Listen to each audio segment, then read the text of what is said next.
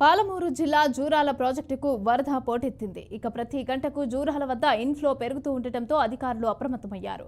పైనుంచి వస్తున్న ప్రవాహాన్ని పరిగణలోకి తీసుకుని ఎప్పటికప్పుడు కూడా దిగువకు నీరు విడుదల చేస్తున్నారు. శ్రీశైలం ప్రాజెక్టుకు 1,50,000 క్యూసెక్ల వరద నీరు విడుదల చేశారు.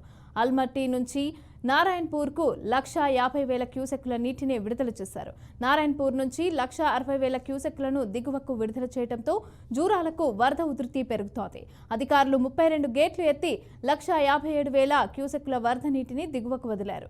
ఇక నెట్టెంపాడు ఎత్తిపోతలకు 1,500, భీమాకు 1,300, అలాగే జూరాల ఎడమ కాలువకు 870, కుడి కాలువకు 596, జూరాల సమాంతర కాలువకు 500 అలాగే క్యూసెక్ల నీటిని విడుదల చేశారు. ఇక మరో 2 రోజుల పాటు వరద ఉంటుందని అధికారులు అంచనా వేశారు.